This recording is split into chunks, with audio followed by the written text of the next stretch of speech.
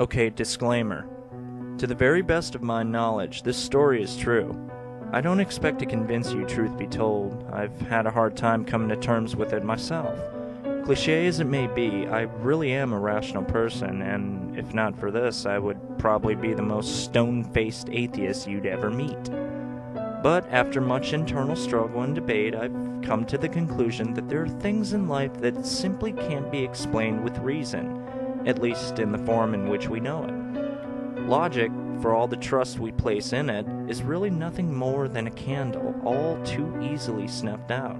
And when it's gone, we're left alone in the dark, and everything we would scoff at by daylight suddenly becomes very believable. Alright, before I wax too melodramatic, here's my story.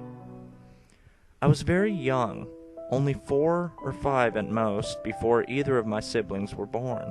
It was just Mommy and Daddy and me, living in our little house in Great Bend, Kansas. Very quaint. We were a young family without much money, and most of our furniture was second-hand. It was the middle of the day, summer, hot, boring.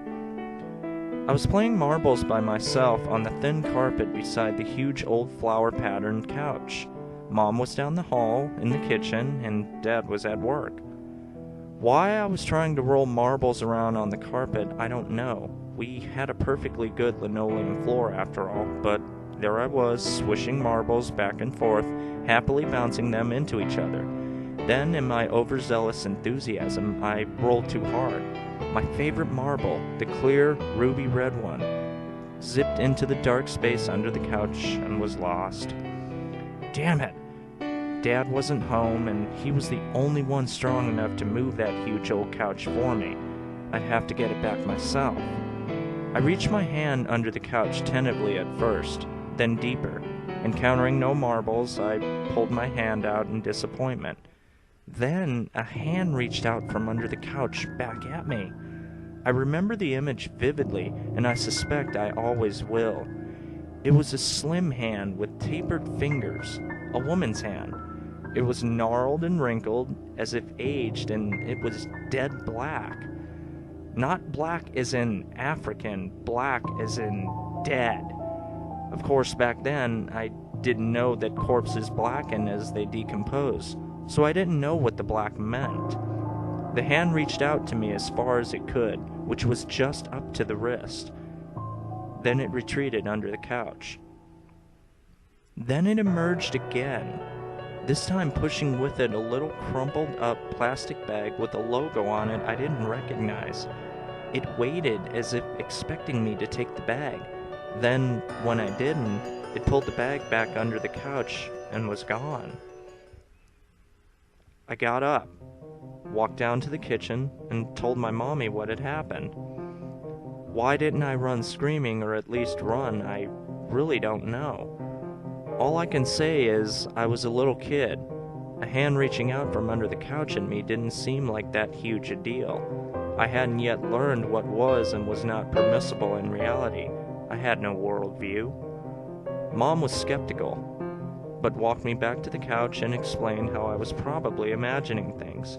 She even reached her hand under the couch to convince me that nothing was down there. Later, Dad lifted the couch up for me, and the only thing under it was, of course, my missing marble, plus a few more marbles I didn't even remember losing.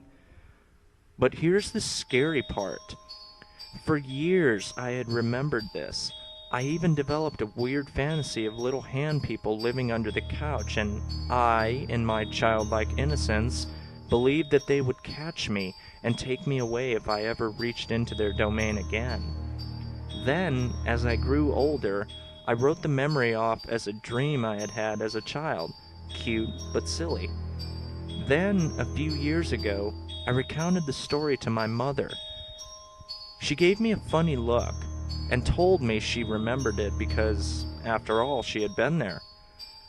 She told me that she remembered me coming to her in the middle of the day and telling her about the hand under the couch, and remembered being highly disturbed by my story, since I was an extremely quiet, well-behaved kid who didn't ever lie.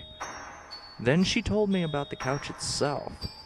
According to her, she and Dad had gotten the couch from the estate of an old woman who had actually died on it. This was the first time I had heard about this, but it sure explained why they got rid of the couch within a month of my story. But here's the part that truly frightens me even to this day. The part that I have to try so hard to get out of my mind some nights. Remember that bag that the hand pushed towards me? I've never forgotten the logo that was on it, and recently, as in a few years ago, I saw the same logo again on what looked like the same type of bag in a hardware store. It was a bag full of utility razor blades.